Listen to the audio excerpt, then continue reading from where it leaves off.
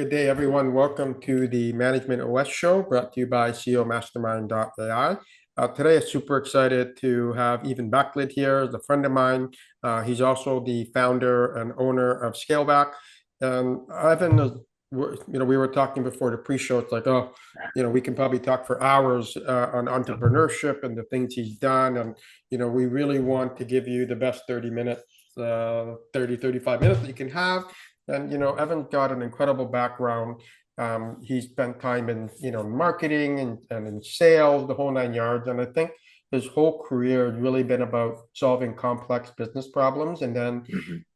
at the same time, we were talking about marketing tactics before this, and really a focus on meaningful client relationships. And I think that's really important in entrepreneurship and in business and in life. And so we'll get into that, and really want everyone to kind of you know really take this conversation in, because Evan really has built something unique and has got a lot of experiences to share that he's gone along the way.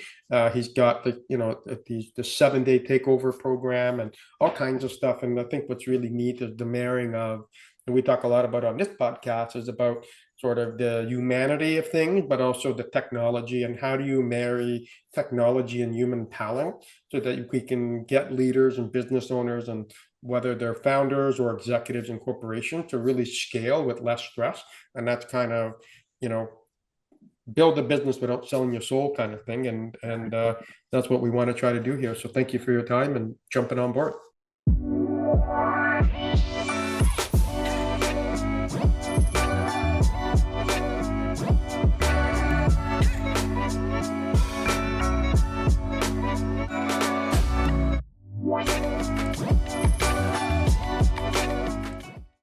That's absolutely right. Thank you so much. I'm excited to be here. That is a fantastic, great introduction. So I appreciate that. Yeah, we're gonna have some fun here today. I'm excited. For sure. So beside being an avid skier, because you and I share a passion for snow and mountains, what I don't have right now in Toronto, but you might have in Denver pretty soon. Yeah, yeah, that's coming. Can you give us a little background on your journey a little bit, so people can kind of get grounded on where you've been, and then talk to us about where you're going? Yeah, absolutely. So, of course, you brought up the skiing. I am a big avid skier. I love the winter. Reason for that, I was actually born and raised over in Norway. So I lived in Norway for a lot of my life, and then we moved down to Switzerland. So we had 5 years in Switzerland too. So you can imagine how great that skiing was in the Alps over there. Um, since then, we moved over to America here. So initially Florida, bounced around a couple different spots all over, and of course, I missed skiing so much and missed the outdoors, so I had to end up here in Denver. But before Denver, I was actually in New York City. So I was living and working in New York City. I was actually working for a very, very early on AI technology company. So this was back in 2017, I believe I started with them. So That's kind 10 of like years in the ago. cusp, yeah, exactly in the cusp of that AI initial start. And what we were actually doing was using technology to help law firms and lawyers uncover the important information in in their cases, right? So we were using AI, language linguistics, to really dive deep into the full data dump of the documents that we're getting, so we can create a mind map for them to easily find, the needle in the haystack. So that was really the start of everything that I love right now, which is AI efficiency and trying to make businesses and make myself more efficient and better by using and leveraging technology in the right appropriate manners, really. Um, from then we moved over to, or I moved over to Denver here. And COVID happened, and the company I was working for was actually a European-based company. So they were, of course, hit with COVID first. They ended up shutting down everything here in the Americas. So I was kind of standing there one morning, kind of in a pivot point. Hey, okay, do I go back? Do I, start applying for new positions, getting a new job right away, getting into it, or is this my opportunity to kind of pivot and really start something meaningful for myself? Something that I've always been wanting to do, kind of start my own business. And I took it as an opportunity to kind of jump into that.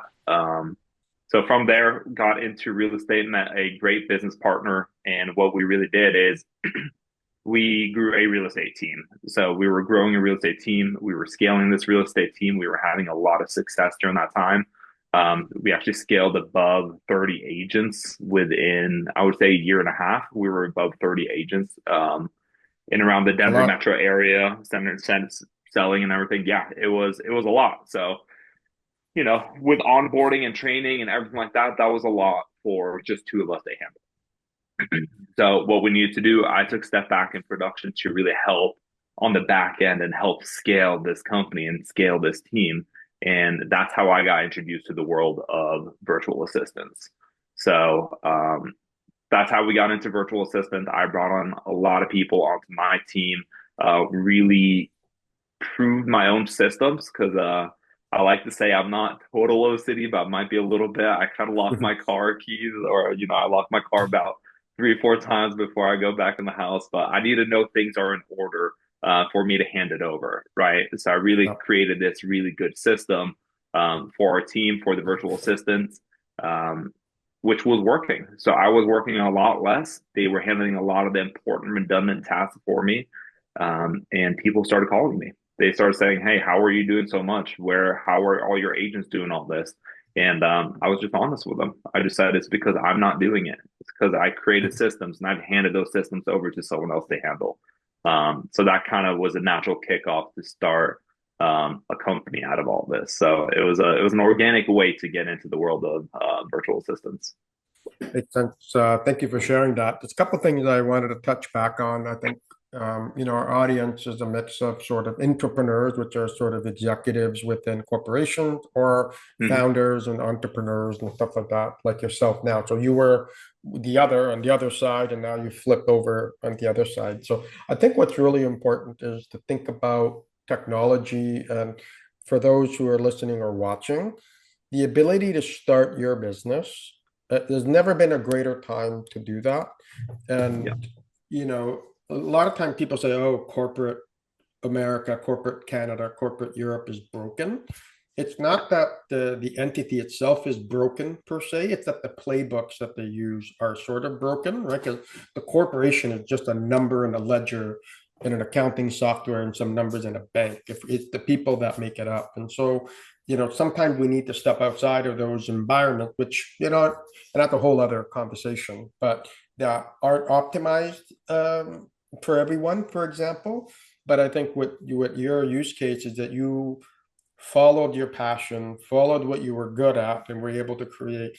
And you've certainly, like everyone has their struggles, and it's not like you woke up and on Instagram, there's all these people saying, "Hey, start the business on Friday, and you'll be a millionaire by Monday morning." Like Right. that doesn't really exist that way. A seven-figure business in 3 days.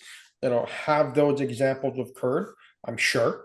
But is that the typical journey? No.